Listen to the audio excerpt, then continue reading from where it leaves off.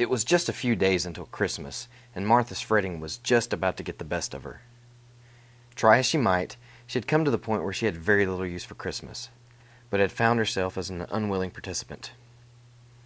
It had rained through the night and into the early part of the morning, but a cold front that was coming down from Canada had pushed the rain out and replaced it with a cold wind that created a muddy and cold afternoon that was simply insufferable. Martha was driving her old four-door Nissan Sentra through town while trying to pick up the food for Christmas and some last-minute presents that she really couldn't afford to buy. She hated driving this car. She bought it for $500 last year from a friend of a friend. It was all she could afford. The front driver's side fender was dented in and rusted and had caused the headlight on that side to point wildly in the air. The door window in the back seat on the driver's side was also long since gone, being replaced by a mat of gray duct tape. She hated this car because it was a constant reminder of where she was in life. Stopping at a light, she looked over to see a big new SUV with shiny, pretty paint and people inside wearing their new clothes and their shiny, pretty smiles. This was the constant reminder of the life she did not have. To make matters worse, this was exactly the place she swore she'd never wind up. And then the singing started. The one piece of frustrating joy was sitting next to her. Her 6-year-old daughter Molly, her little mockingbird, was in the passenger seat next to her. She called her a mockingbird because of Molly's uncanny and often frustrating talent to hear a song or statement just once and be able to sing it or repeat it flawlessly and at the least appropriate times. And it was at this moment of Martha's self-deprecation that Molly began singing some song about some kid who wasn't getting anything for Christmas because they had farted on Santa's lap.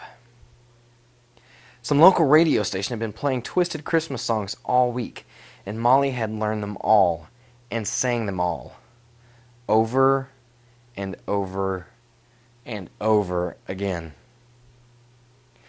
To her horror, last night at church, Molly had been called down by the preacher for singing a song called "I Saw Daddy Kissing Santa Claus" during the climax of his sermon about remembering the true meaning of Christmas, to which she just giggled audibly. Martha tried and tried to get Molly to sing proper Christmas songs, but Molly would have none of it. She wouldn't let her listen to them on the radio, but apparently the damage was already done. As they got closer to the store, Molly noticed a woman with a couple of kids standing by a stoplight with a cardboard sign that said, "Hungry, please help." And naturally they got caught at the light, and Martha refused to make eye contact with them. But Molly just leaned over, being Molly, and stared at them with another irreverent song on her lips. A couple of minutes later, Martha and Molly were walking across the Walmart parking lot to the sound of Molly singing, "There's something stuck up in the chimney, and I don't know what it is, but it's been there all night long."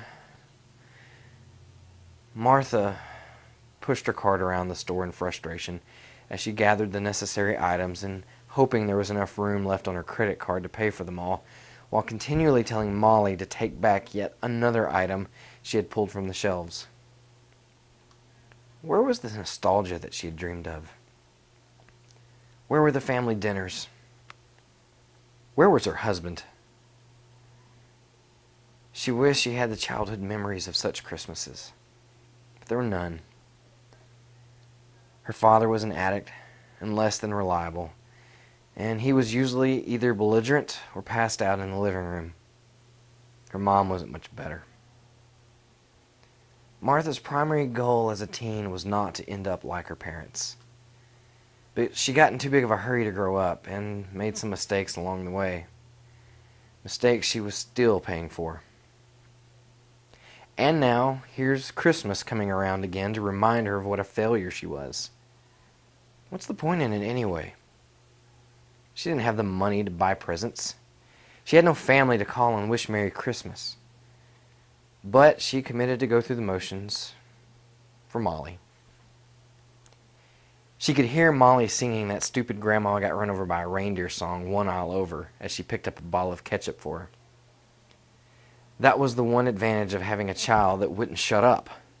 You could always keep up with her in the store. When Molly handed her the bottle, she asked Martha a question that caught her off guard. "Mom, did you see the family with the sign?" Yes," Martha said, looking over her list. "Mom, I feel bad for them." "I know, honey," she said, still distracted. "Can we give them some of our food?"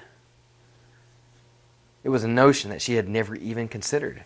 Give them some of our food. It was also a notion that she wanted to quickly dismiss. How could she afford to give them anything?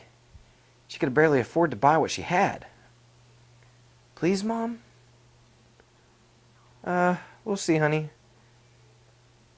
Well, they got back into the car and headed home. Martha was still so engrossed in thought that she didn't realize Molly had stopped singing. But sure enough, when they got to the stoplight, she saw the mother standing there with the sign, wearing an old gray t-shirt, and the two boys standing around her, looking tired and cold. "Mom! Mom, there they are! Stop! Please, Mom! Please stop!" Molly cried desperately. This time, out of exhaustion, if nothing else, Martha pulled into the parking lot nearby and told Molly to wait in the car. She walked over to the family and hesitantly said, "We have some food if you need some." She had been trying not to look the woman in the eye, but a momentary lapse of caution caused her to lock eyes with her. They were red eyes. They were tired eyes. The woman's chin wrinkled as she fought back the tears that wanted to explode, but in that same moment she was able to compose herself and just say, "Yes, thank you. Thank you very much." Martha turned to get the groceries and stopped short and turned back around and asked, "Can I give you a ride back to where you're staying?" The woman smiled and accepted the invitation. Well, the family crawled into Martha's Sentra. Molly crawled into the back seat and immediately began telling the boys that they had better not fart on Santa's knee if they wanted anything for Christmas. The mother, Jan, sat up front with Martha and put her red, cracked hands over the defroster vent. "We're just staying a couple of miles up the road," she said. "Our motorhome broke down while driving back to Alabama. We had to spend all the money we had left to buy some parts to try to fix it." Sure enough, just outside of the city limits, she saw an old Winnebago motorhome parked off the road near the woods. A bunch of metal parts were scattered around on a greasy blue tarp, and under the motorhome was a greasier man with his hands buried deep in the unknown mechanical workings of the engine. As Jan and her boys got out of the car with their bag of groceries, she stopped and turned back around, and much the same way Martha had earlier, she said, "I just want you to know how much we appreciate this." "Oh, no, it's fine," Martha said. "No, really, I mean it. We'd been standing by that light, and nobody would even look at us, much less help us. You stopped. It means a lot." "Oh, you're welcome," Martha said, knowing Molly was the only reason she had stopped. But Jan went on. "Do you want to have supper with us? I mean, it's only right. You paid for it." Again, this was a thought that had never occurred to her. But in a momentary lapse of reason, she agreed, and as long as she could help, somehow. So while Jake, she found out that Jan's husband's name was Jake, had yet to come out from under the Winnebago to say hi, Martha cut up the chicken and potatoes, and Jan fried them in a skillet on a beat-up Coleman stove, with a big can of corn heating up on the other burner. A little while later, they all sat around a campfire that Jake had come out from underneath the Winnebago long enough to build, and they shared a meal together. Jake and Jan both popped open a beer or two with their dinners, but Martha opted for a Coke. As the evening progressed, she found out more about them. This motorhome had been their home for the last 2 years. Jake used to work in construction in Idaho until he got hurt, and they were heading back to where Jan's family lived and try to start over again. It was tough. They'd been on the road for a month working odd jobs just to make enough money to buy gas and food. But this was the third time the motorhome had broken down on them, which delayed everything. Jan sat on the ground staring in the fire. I never thought I would want to go home so bad. I spent most of my life trying to get away from it, and now I can't think about much except getting back to it. Martha was also locked in a trance, staring at the fire and thinking about Jan's comment. Hope is a funny word, she thought. Feeling strangely content, she looked around at Jake blankly staring at his beer bottle and Jan staring into the fire. And then she looked over at Molly, who, with the boys, was messing around with something underneath the Winnebago's awning. Hope, she thought. Hope in what? Hope that everything is going to be okay? Hope that I'll find a better job? And then she noticed that Molly had pulled her baby doll out of the car and had once again started humming the tune of a Christmas song. The baby. Hope in the baby. And then she took her eyes from the fire and turned them upwards to the stars in a moonless night. The baby. The baby that brought hope. The baby that came to show us a new way to live. The baby that looked people like me in the eye and told them that they were loved. The baby that said, even in the darkest times, there is always hope. And so it was on this holy night that Martha once again found her way back to Christmas. It was in this night that she realized the hope and the grace that had been restored. And then she heard it, singing. She looked up to see Molly under the awning with a green army blanket on her head, looking down at her baby doll that was sitting in a cardboard box. One of the boys was standing beside her with a towel wrapped around his head, and the other was just sitting there on the ground with the dogs watching the show. And in that instant, Martha heard the song that was coming from Molly's mouth. Silent night. Holy night. All is calm. All is bright. Round yon virgin, mother and child, holy infant, so tender and mild, sleep in heavenly peace. Sleep in heavenly peace.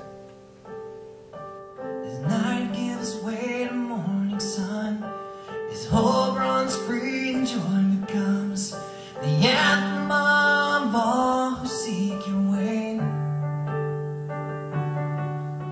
As love rains down on all fear, as grace flows free and you appear in the moments of our lives when we stray.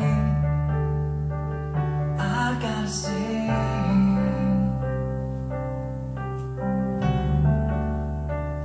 I've gotta say,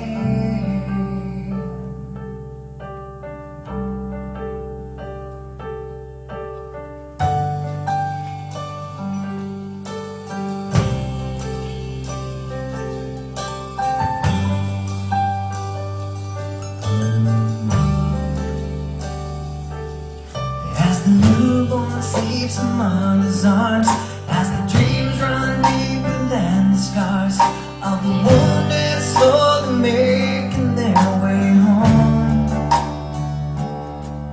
as the fire warms the winter's chill, as the strength that finds those who will stand for those who are tired and alone. They're not alone.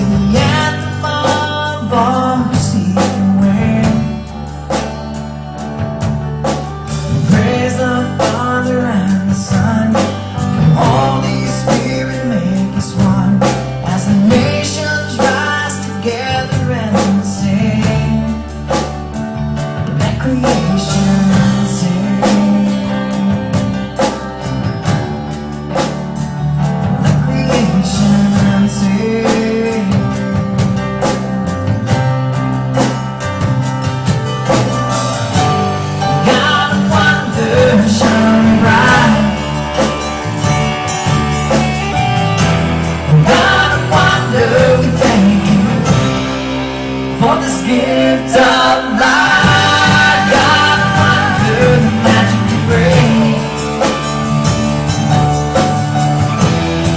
Every voice we heard, and the creation sing. God wonder, shining bright. God wonder, we thank you for this gift of life. God wonder the magic you bring. Every voice we heard, and the creation